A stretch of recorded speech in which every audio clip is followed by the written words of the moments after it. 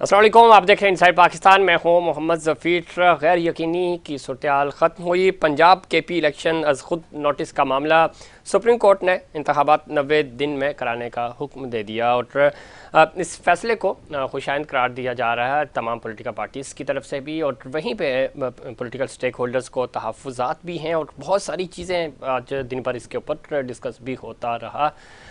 मामला यहाँ तक पहुँचा क्यों, और पिछले तकरीबन कोई 9 महीनों से हम देख रहे हैं कि आइन और कानून की जो बात हम करते हैं, ख़ास तौर पे जो हमारी पार्लियामेंट है उसकी सुप्रीमेसी की बात करते हैं, लेकिन पार्लियामेंट के तमाम जो इश्यूज़ हैं, जो ख़ास तौर पे बड़े फ़ैसले थे, वो बदकिस्मती से पार्लियामेंट के बजाय, चाहे वो सूबाई असम्बली का मामला हो या नेशनल असम्बली का मामला हो, वो अदालतों को गया और अदालतों की तरफ से फ़ैसले किए गए। यहाँ पे भी मामला कुछ इसी तरह रहा। इसके ऊपर अब तमाम स्टेक होल्डर्स, ज़ाहिर है सुप्रीम कोर्ट का फ़ैसला है, उसके ऊपर अमल तो करना है। अब देखना ये है कि ये इंतखाबात कैसे मुमकिन होंगे, क्या इलेक्शन कमीशन के पास और फिर हुकूमत के पास फ़ंड्स और सिक्योरिटी के जो इश्यूज़ बनाए जा रहे हैं, क्या वो तमाम चीज़ें होंगी और मुमकिन होगा या नहीं, ये अगला मरहला है। लेकिन इसके ऊपर बहुत ज़्यादा डिस्कशंस हुई।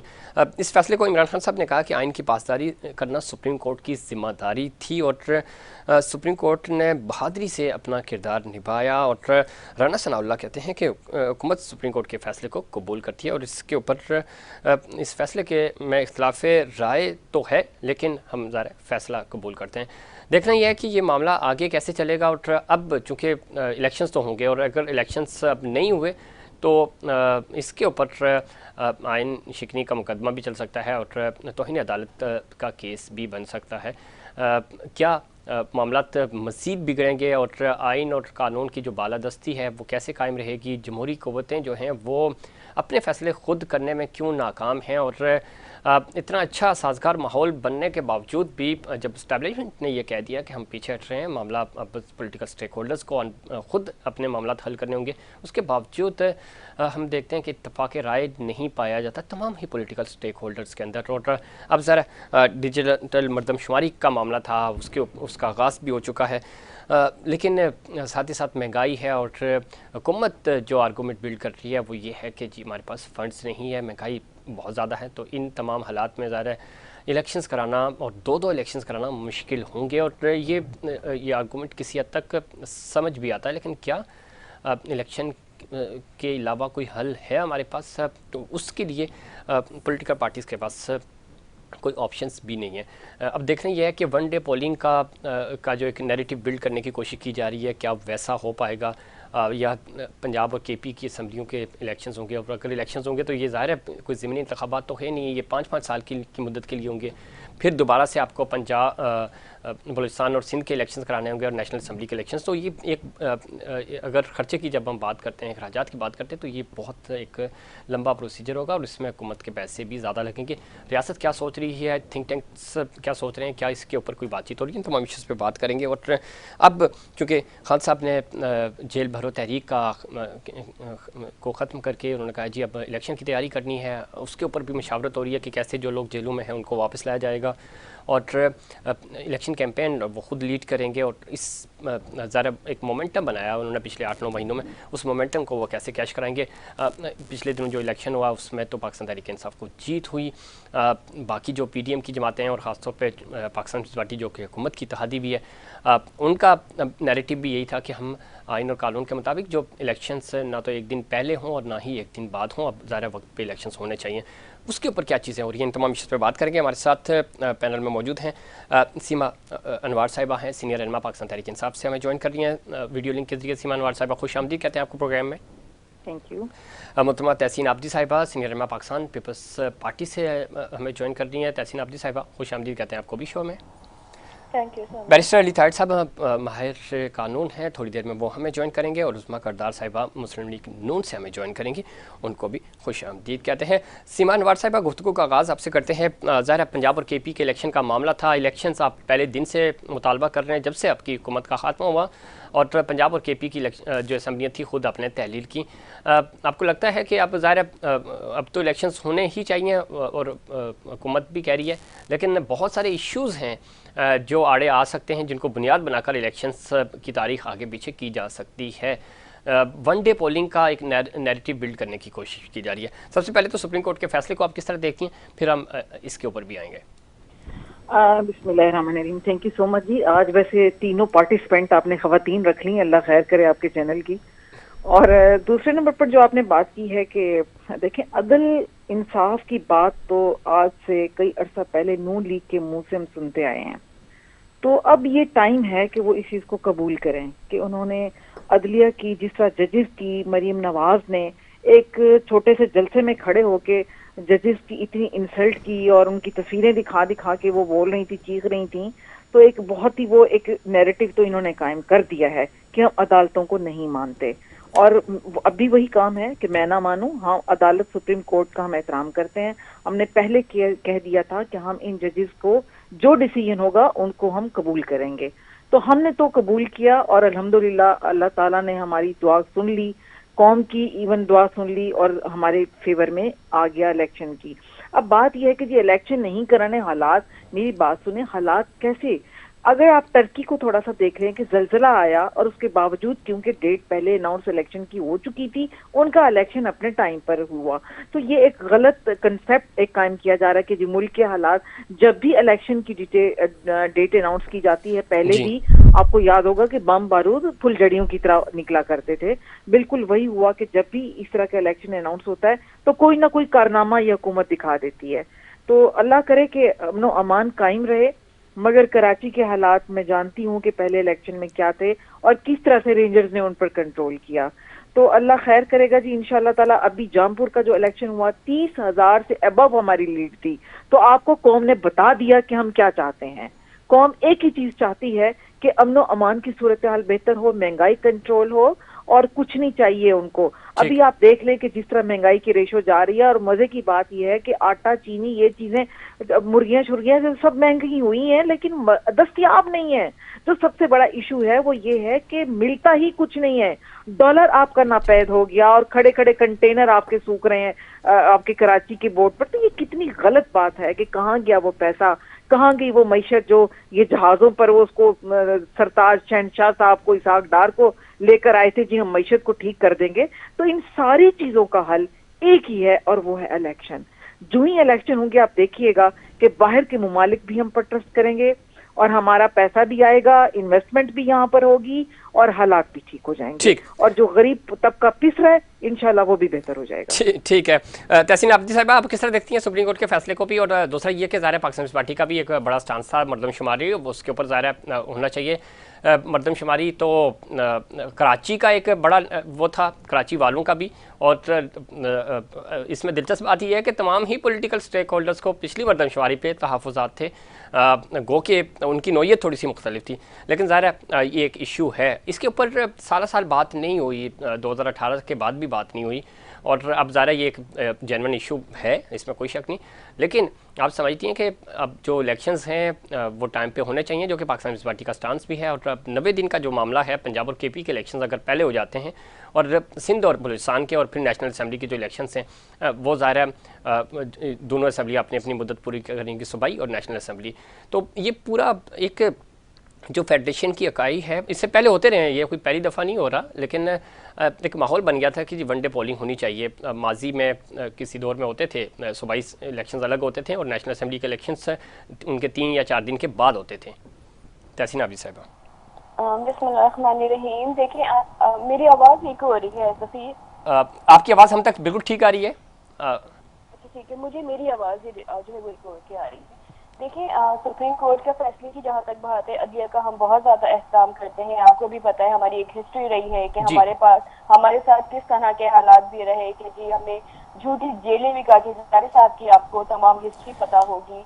हमारा अदलिया के ही उसमें जुल्फ़िकार अली भुट्टो साहब का कत्ल भी हुआ, लेकिन हम अब भी बड़े जमहूरी लोग हैं, बड़े अदलिया का एहतराम करने वाले लोग हैं यकीनन। लेकिन अगर आप आइन के उससे देखा जाए तो जी मर्दमशुमारी और डिलिमिटेशन की जो बात है उसके बाद ही इलेक्शंस होने चाहिए, अगर आप अकॉर्डिंग टू कॉन्स्टिट्यूशन बात करते हैं।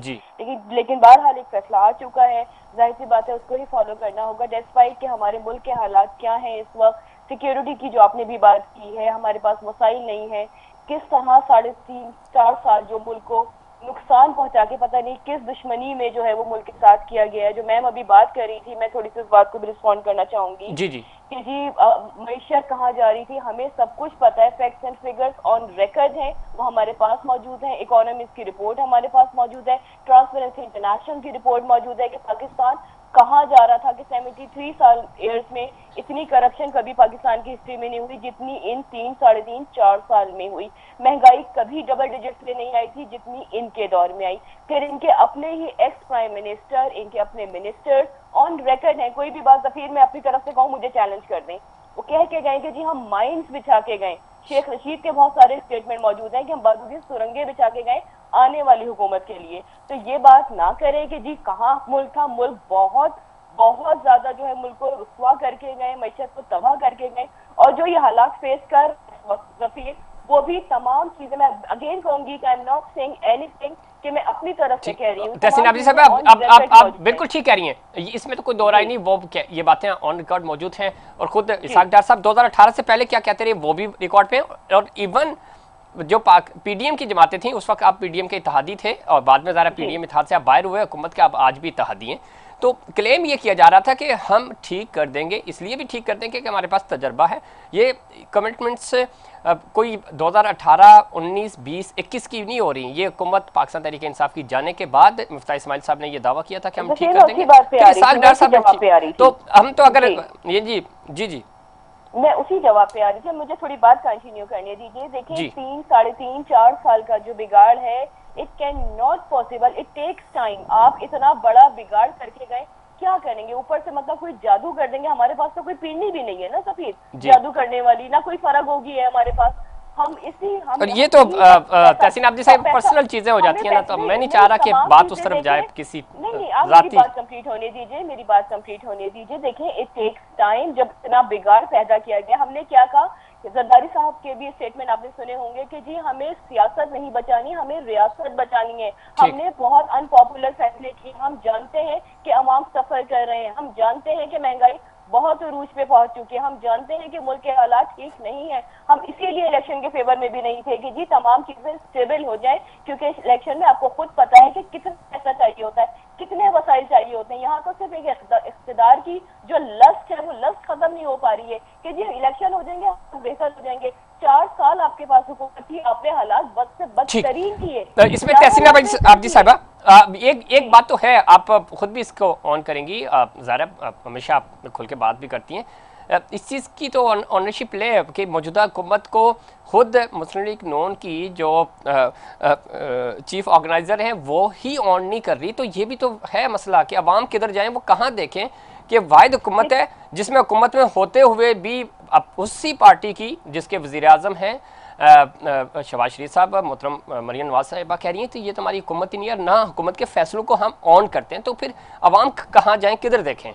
देखिए मरियम नवाज की मैं स्पोक्स पर्सन नहीं हूँ, मैं पाकिस्तान पीपल्स पार्टी के स्पोक्स पर्सन हूँ, तो मैं अपनी क़यादत की जी बिल्कुल, लेकिन आप इत्तेहादी है ना उनके, मैं देखिए ये उनका एक पर्सनल स्टेटमेंट है, I think she can reply better, मैं उसका रिप्लाई नहीं कर सकती। लेकिन अगेन मैं वही बात कहूंगी, मैं कभी भी नहीं कहूंगी जफीर, मैं कभी डेल्यूजन से बात नहीं करती, मैं रियलिटी बेस्ड बात करती हूँ कि हालात बेहतर नहीं है, हमें पता है हालात, हमारे अवाम बहुत सफर कर रहे हैं। लेकिन अगेन हमने अपनी सियासत को जो है वो दाव पे लगाया है, इस वक्त हमने रियासत को बचाने की कोशिश कर रहे हैं और हम मुसलसल कोशिश कर रहे हैं कि हालात को बेहतरी पे लेके जाएं। IMF की डील जो इस तरह की वजह से महंगाई बढ़ी है, वो डील कौन करके गया है ये जफीर आपको भी पता है।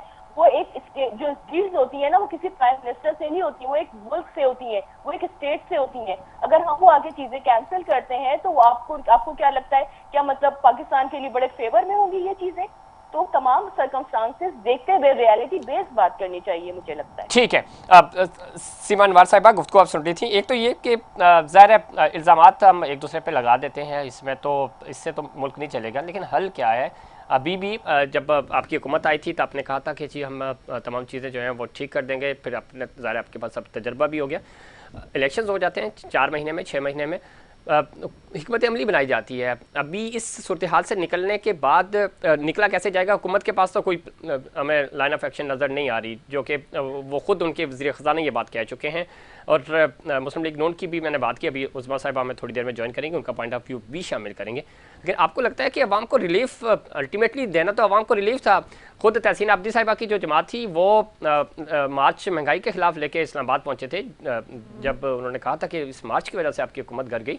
तो सारी चीज़ें तो ठीक हैं, लेकिन रिलीफ हमें दूर दूर तक नज़र नहीं आ रहा और उसके ऊपर काम होता हुआ भी नज़र नहीं आ रहा।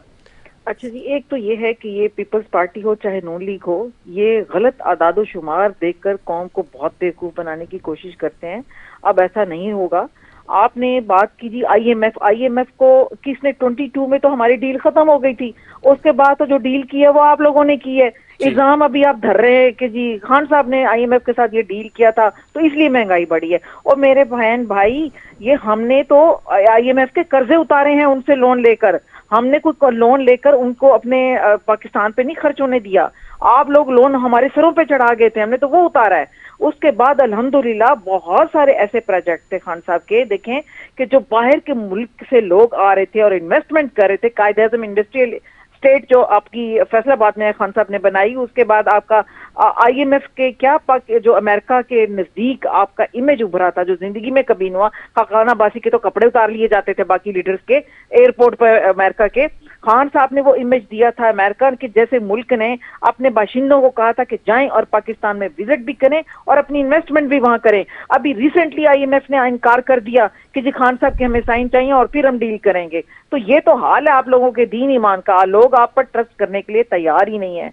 आज अगर खान साहब एक कॉल दे देना कि कर्ज उतारो, तो यकीन करें खाली ओवरसीज का पैसा ही इतना आ जाना है कि आपका कर्ज 1 मिनट में उतर जाएगा। ये है ट्रस्ट की सिचुएशन कि ये खान साहब का एक ऐसा लीडर है जिसके ऊपर दुनिया ट्रस्ट करती है। इस्लामोफोबिया इतना बड़ा मैं समझती हूँ कि कारनामा खान साहब का, बाकी सारी बातें अगर छोड़ दी तो एक ही भारी है कि आपके तमाम मुस्लिम उम्मा में वही लीडर बन के उभरा है वो शख्स। क्या बात करती हैं आप? आपका एक पाकिस्तान का एक इमेज बनाया, एक पाकिस्तान की महंगाई, आप शेल्टर होम्स को ही देख लें और नजायज तजावजात इतने खत्म किए। आपके तो दूध और दही वाले के अकाउंट ही खत्म नहीं होते थे। आपने तो जितनी मनी लॉन्ड्रिंग करके पैसा मुल्क से बाहर निकाला है, ये आज उसका खमियाजा है जो महंगाई हम भुगत रहे हैं। मेरी बहन, आपको ये समझाना चाहिए कौम को। आप उल्टा जो है वो अपने लीडर को फेवर करने की बजाय पाकिस्तान की फेवर की बात करें। मुझे तमाम लीडर से ये शिकायत है कि पाकिस्तान की बात कोई नहीं करता। देखें, आप इस दहाए पर खड़े हुए हैं, पाकिस्तान सीमा अनवर साहब वो पाकिस्तानी की बात कर रहे हैं, वो कह रहे हैं अपनी सियासत खत्म कर दी हमने, रियासत बचाई है। झूठ बोल रहे हैं। यही तो मैं कह रही हूँ कि झूठ बोल बोल के सिंध खप्पे और पाकिस्तान खप्पे के नारे लगा लगा के लोगों को बेवकूफ बनाए। सिंधी टोपी पहन के आ जाते हैं, सिंधी मास्क पहन के। आप पाकिस्तान बचाएंगे? पाकिस्तान इस तरह बचता है मेरे भाई? कमाल करते हैं। पाकिस्तान को बचाना है तो यहाँ से करप्शन खत्म करनी होगी। इस तरह के 8-10 बंदे हैंग कर देना जो ये मनी लॉन्ड्रिंग करके निकले थे मुल्क से। सीमा अनवर साहब आप लाइन पे रहिएगा, मुझे अगले 10 साल तक बेहतर हो जाएगी मुल्क के हालात। वक्त कम है, ब्रेक पे भी जाना है। मैं चाहूंगा तहसीन आबदी साहब इस पे रिस्पॉन्ड करते हैं। वो ये कह रही है फालूदे वाले हों, आपके मतलब छोटे हों, बड़े हों, काके हों, उनके अकाउंट से फालूदे वालों से पैसे निकल रहे हैं, तो आप तो रियासत नहीं बचा रहे थे। सीमा अनवर साहब फरमा रही थी। तहसीन आबदी साहब क्विकली प्लीज। जी, मुझे बड़ी हैरत हो रही है, मतलब मैं बड़ी रिस्पेक्ट दूंगी आवाज से, मुझे बड़ी सीनियर लग रही हैं कि किसी को झूठा कहने को मैं भी मेरी ये तरबियत नहीं है। मैं बहुत डिफरेंट बैकग्राउंड से हूँ। मेरा ये बैकग्राउंड नहीं है लोगों को गालियां देना, लोगों की इज्जतें उछालना, जो कि खुद का वसीला रहा है कि तरह आके मतलब मैंने तरबियत ऐसी कर दी तो मैं बेचारी को भी नहीं करना चाहूंगी।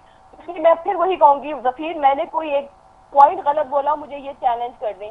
हर चीज ऑन रिकॉर्ड मौजूद थी। खर्च बात कर रही है, फिर इतनी गलत बयानी। मैं इनको हालांकि झूठ बोल रही है, लेकिन मैं फिर भी इनको झूठा नहीं बोलूंगी, मेरी तरबियत नहीं है। मैं अगेन ठीक, तहसीन आबदी साहब एक रिस्पॉन्ड कर दीजिएगा। जी जी, गलत बयानी से बात कर रही है, झूठा नहीं कहेंगे तो क्या कहेंगे? मैंने इनकी बात में नहीं सुने सीमा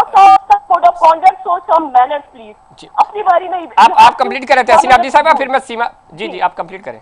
जी, इन्होंने कहा उतारे ऑन रिकॉर्ड है कि जफीर मैं अगेन कहूंगी कि किसी को झूठा बोलने से पहले अपनी तालीम मुकम्मल करें, अपना होमवर्क मुकम्मल करें। जब इनको हुकूमत मिली थी, मुल्क में 25,000 अरब डॉलर का खर्चा था। जब ये हुकूमत इनको निकाला गया, छोड़ी क्या इनको धक्के कर निकाला गया, उसका खर्चा 45 अरब डॉलर से ज्यादा हो चुका था। जब इनको हुकूमत मिली थी, बिजली पर यूनिट जो था वो 7 रुपए था। जब इनको हुकूमत से निकाला गया, धक्के दे के निकाला गया, पर यूनिट जो था वो 30 ऊपर से ऊपर जा चुका था। मतलब शर्म करनी चाहिए इनको, मुल्क को बदनाम करके रख दिया है। कह रहे हैं कि जी इस्लामोफोबिया की बात करते हैं, इनको रियासत मदीना बनाने के लिए इजराइल फंडिंग कर रहा